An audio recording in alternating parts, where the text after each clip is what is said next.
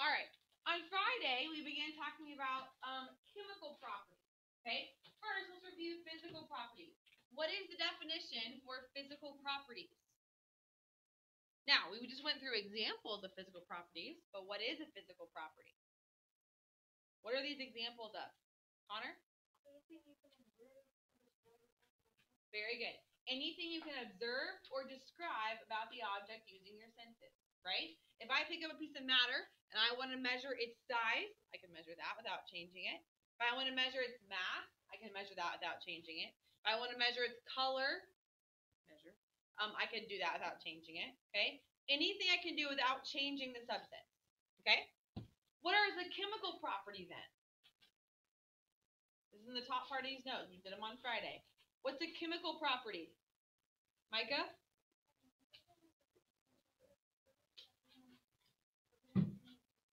Good. Any of a material's properties that become evident during a chemical reaction, okay? We mentioned 3 of them on Friday. Give me one. Brian?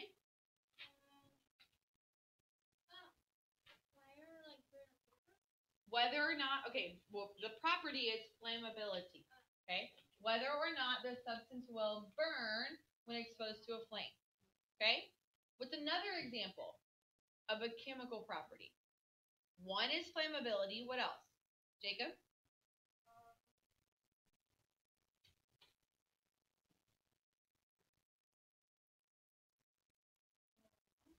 Pardon?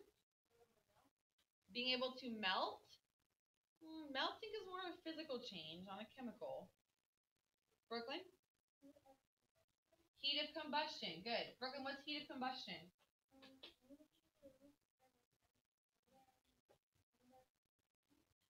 When the matter combusts from heat. Okay? The amount of energy released when a compound combusts from heat. Does anyone remember the example I gave you of something that has a very high combustion?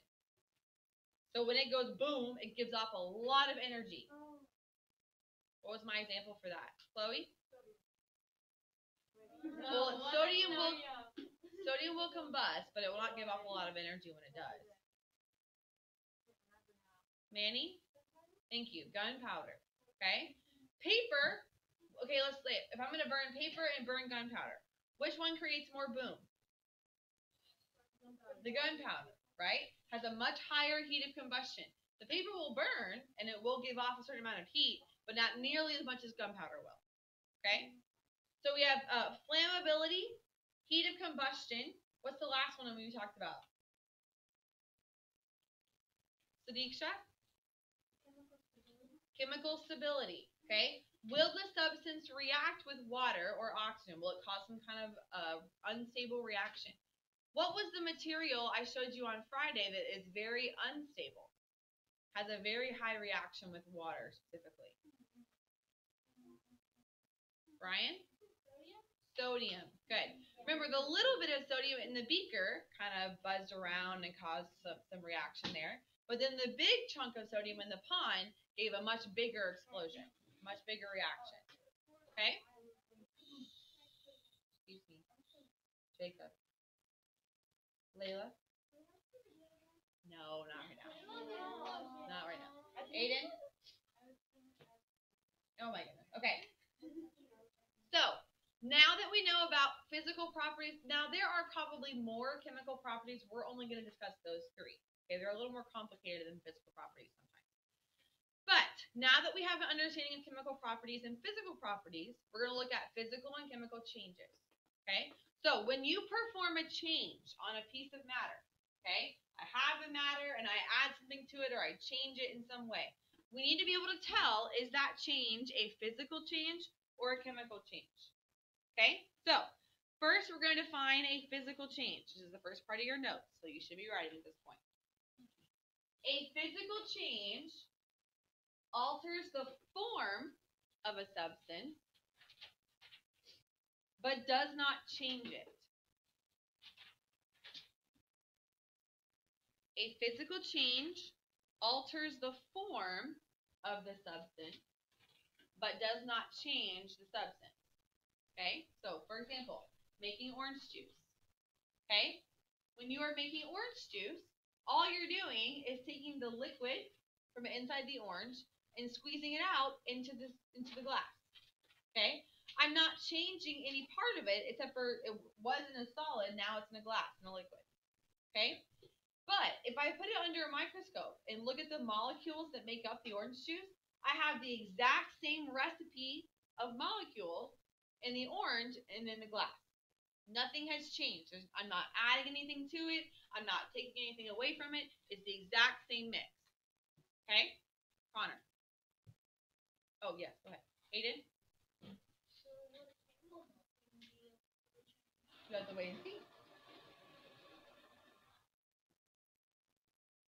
Okay? That's a physical change. Now, the other part of that is the chemical change. Okay?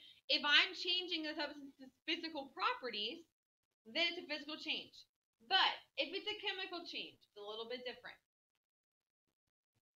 Still see some pencils, so I'm waiting just a second. Riley? Wait, my question. Okay. All right. A chemical change. A chemical change involves a chemical reaction where a new substance is formed and energy is either given off or absorbed.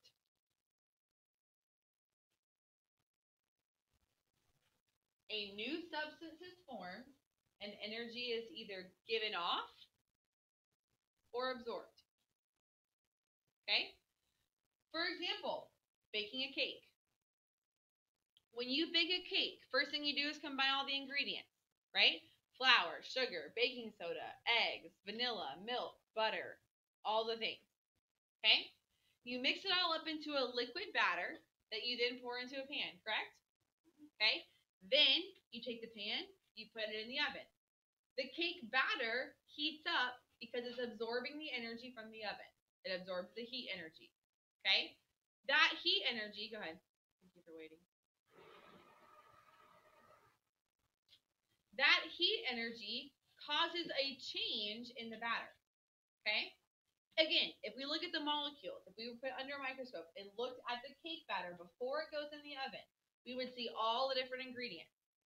But after we take it out of the oven, if you look at it under a microscope again, some of the atoms, some of the molecules in the cake batter burned off during the baking process. Okay? Some of the gas bubbles came out. The liquid milk is now turned into a solid cake. The liquid egg yolk now turned into a solid cake. Okay? The combination of all those ingredients is actually a chemical reaction in the kitchen. Okay? Once you add the heat, some of the parts bubble off and cause the baking to happen. Does that make sense? When you take it out of the oven, it looks totally different than it did when you put it in. Does that make sense? Okay. Another clue is the odor given off. Smells like cake, right? That is a clue that some kind of chemical reaction is happening. Some kind of gas that smells good is being given off. Does that make sense? Okay. Aiden? So, the cake batter turns into this wet, sticky stuff, and then put it in the oven, turns into this beautiful, tasty, fluffy bread. Correct. Brian? I missed the first part of the notes. The first part of the note? I thought you were good at that. Yeah, but I gave you the key. So.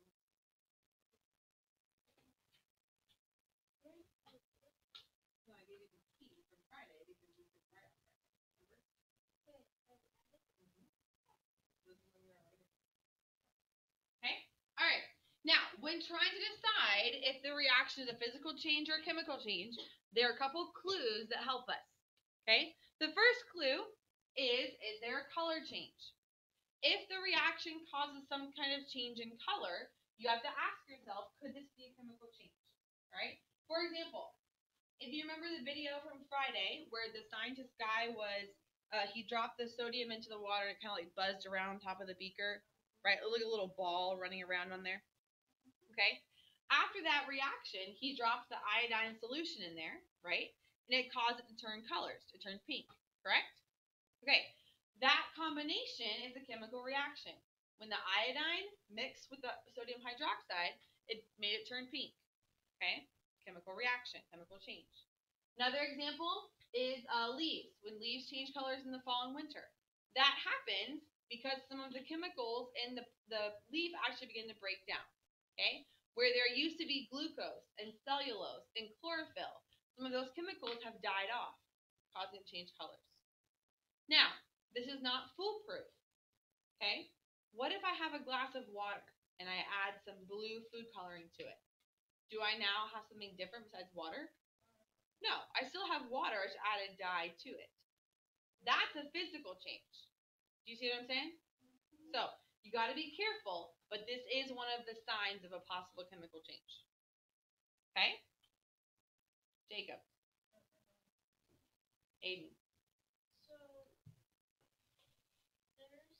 so kind of like whenever you squeeze something, you know Topo Chicos? Yes. So kind of like whenever you squeeze a thing to make it so it's different, would that be a chemical change?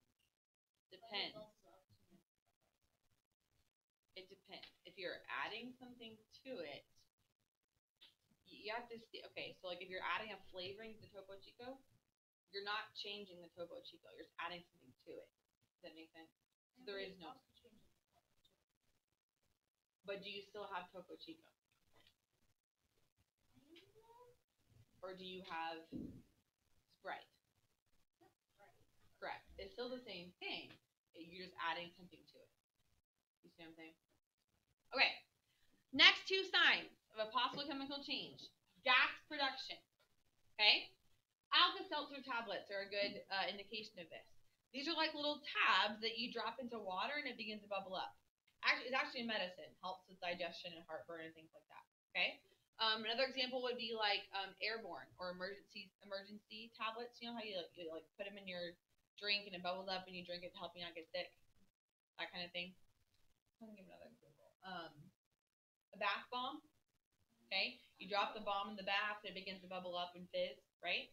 Okay. What happens with that is the reaction of the tablet's actually a solid. As the tablet begins to react with the water, a gas is produced. That gas is much lighter than the water and wants to escape, so it bubbles up and bubbles out. Okay? Another example would be if you've ever seen a science experiment or a video of someone creating like the volcano, science volcano, you know, where you add baking soda and vinegar and it creates bubbles. Okay? That would be a chemical change because of the gas production. All right? Another example, temperature change. Okay? I don't love this example as much, but a better one would be when you add yeast to water. Okay? Yeast is the ingredient in bread that makes it kind of rise. It also smells like bread. If you ever smell just pure yeast. Okay? Now, yeast and water, when you combine those two, causes what's called an exothermic reaction. The glass holding the water actually heats up. No microwave, no fire, but the combination of yeast and water causes a heat reaction. Okay? Sign of a chemical change. Okay? There's two more. Connor? So in this question earlier about running photos and chemical change, so it gives off the smell. It can smell. So is it a chemical change? Do you still have... Actually, we're going to get to that in just a little bit, so hang on to it. It's coming up. Brian? So I don't think medicine before, but I was thinking medicine and if plastic over it, is it soluble? When you dissolve the plastic? Yeah. Well, because it's like you're saying, like once you take it, the plastic dissolves in your stomach. Yeah. Okay. Well, that's a chemical reaction because the chemicals or the acids in your stomach are breaking down the plastic coating to get you the medicine. So because of that, that would be a chemical change. Okay. All right. Hold on. Sophie, you've had your hand up forever. Sophie.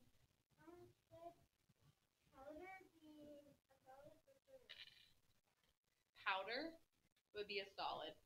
Each individual powder grain would be a solid.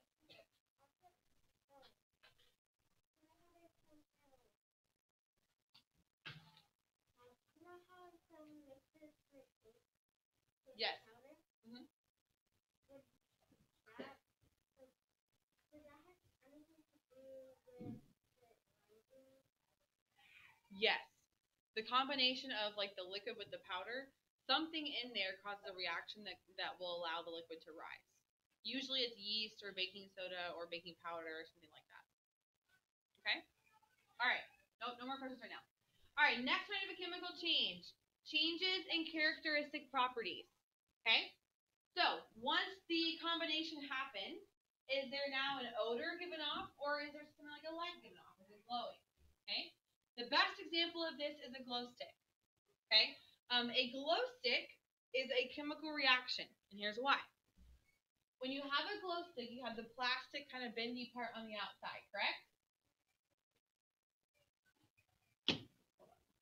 Go back to my glow stick.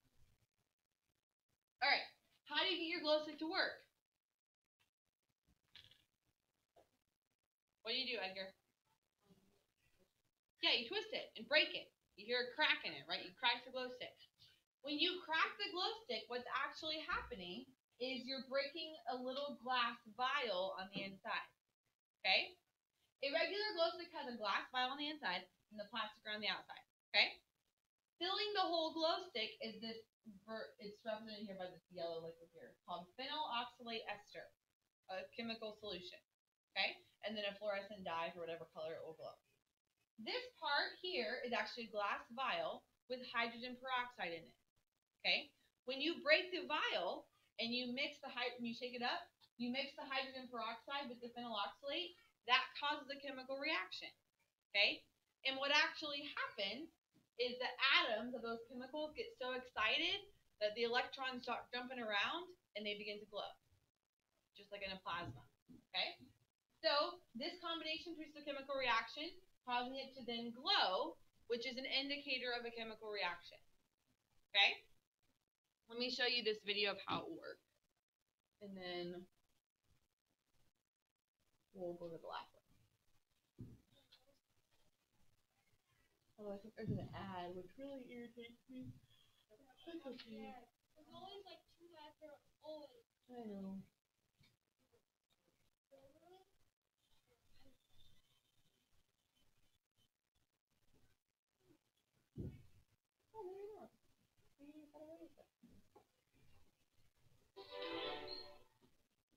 Hey, it's me, Lauren. You've seen glow sticks before. They bring a festive glow to Halloween trick-or-treating and New Year's Eve celebrations, and they're useful gear for explorers from scuba divers to spelunkers. When you find a bunch of people gathered to party in the dark, at least a few of them will probably be wielding glow sticks. But what the heck are these things? How do they work? Glow sticks are powered by a process called chemiluminescence.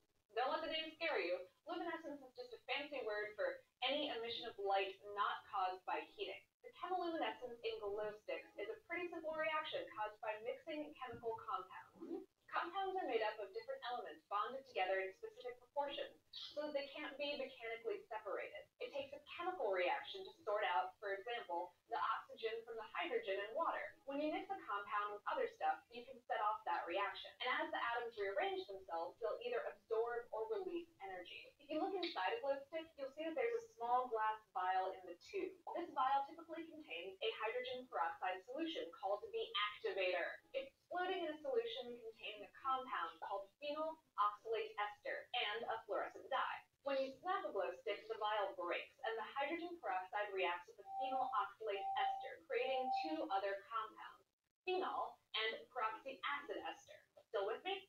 Good. The peroxy acid stuff is unstable, so it decomposes and produces additional phenol. It also produces a cyclic peroxy compound, which decomposes to carbon dioxide. This decomposition releases energy to the dye. The electrons in the dye's atoms jump to a higher level, then fall back down, releasing energy in the form of light. The other chemicals in the fluorescent dye determine the color of this light.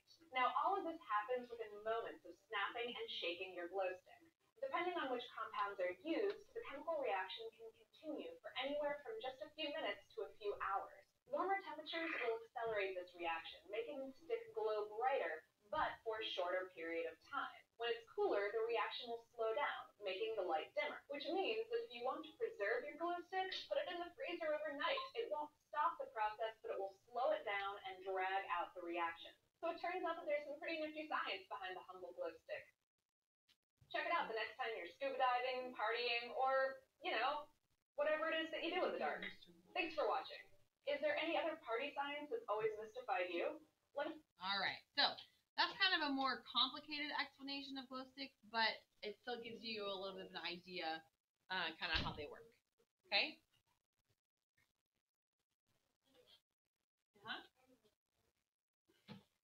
All right, formation of a solid.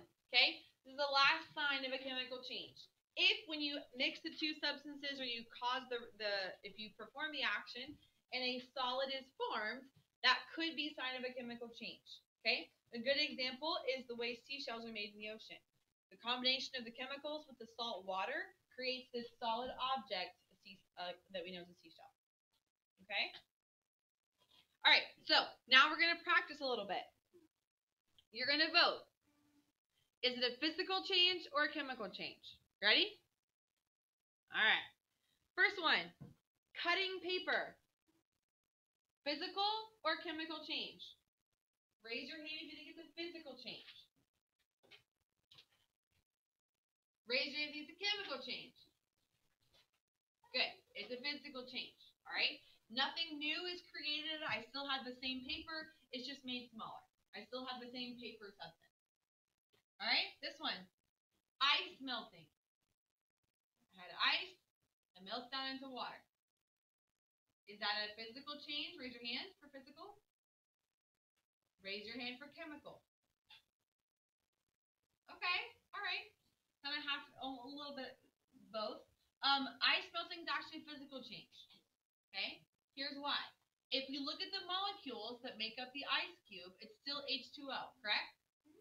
Once it melts, I now have the same molecules, H2O, just in a liquid form. You see what I'm saying? That's a physical change. Nothing new is created, it's just changing form. How about this one?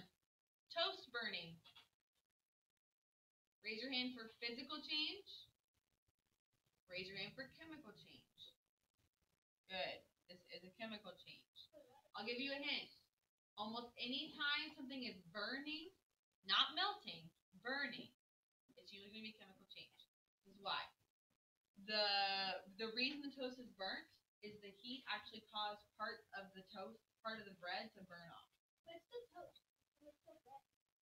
It's still, right, it's still bread, but so I'm talking about the specific part of the toast that's burnt. Like the part that's charred. The ingredients in the black part are different than the ingredients in the bread because some of the parts are burned off. Does that make sense? Okay. Chemical change. This one, rocket fuel burning. Think about your signs. Is there a color change? Is there a temperature change? Is there a gas given off? Is there a change in characteristic property, formation of a solid? Okay, raise your hand for physical change. Raise your hand for chemical change. Good. Biggest hint here is temperature change and burning and gas. Okay? Chemical change. This one, sawing wood. Sawing wood. Raise your hand for a physical change. Raise your hand for chemical change. It is a physical change. Not changing any part of the substance of the wood, just changing its size. This one, metal rusting. Raise your hand for physical change. Raise your hand for chemical change. Very good. Okay. This is when you combine metal with either water or salt water or oxygen, and the actual parts of the metal begin to dissolve and break down. Now, you could kind of scrub off the rusted part and get to more metal underneath. But the part of the metal that rusted is still a chemical change. Okay? You've actually broken down part of the metal elements into something weaker. Chemical change. This is kind of a tough one. Disappearing puddle. So, there's a big storm, puddle on the sidewalk. The next day, the puddle is gone. Is that a physical change or a chemical change? think about what happened to the puddle to make it disappear. Where did it go? And then decide, did that create something different? Okay, raise your hand for physical change. Raise your hand for chemical change. Oh. Ooh, interesting. Okay, this is actually a physical change. This is why. This is why. The liquid water on the ground, all that happened is it evaporated, right? Which all that means is it changed from water in a liquid state to a gaseous state. So it's still water, just water vapor now. Somewhere in the air. Does that make sense? Physical change. Candle burning. Now, let's talk about this. The actual wick that's burning, that's actually a chemical change to the wick. Okay? But I'm talking about the wax. The wax isn't burning off, it's actually just melting. So, is that a physical or a chemical change? Actually, no, I'm sorry. I am talking about the wick. Okay, this was talking about the wick. The wick burning is chemical, okay? But what about the wax melting? Connor? Physical, okay?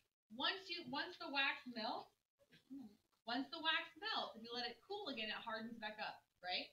Also physical change. And this is the last one, this is tricky. Dry ice. The change from dry ice into a gas. I want to know, is that a chemical change or a physical change? Oh, you mean rice? Dry ice. Ice. Yeah. Because I know what it is.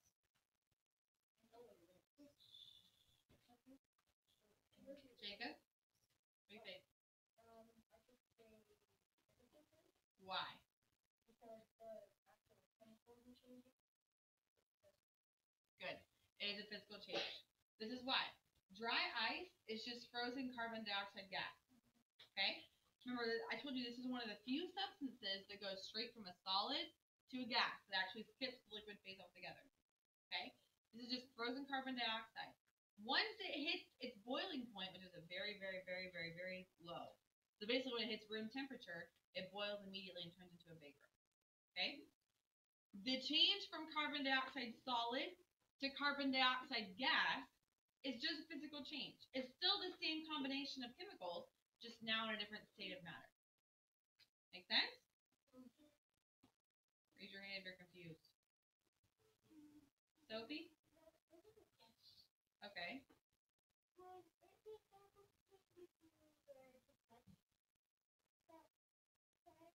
Chemical change to what? You or the ice? Pardon? Your finger. If you, it depends. It depends on what happens when you touch it. If you touch it and it burns you, probably a chemical change. Now, remember though that you're kind of mixing living and non-living things. All of these physical properties, chemical properties, we only talk about with non-living things. Does that make sense? Brooklyn?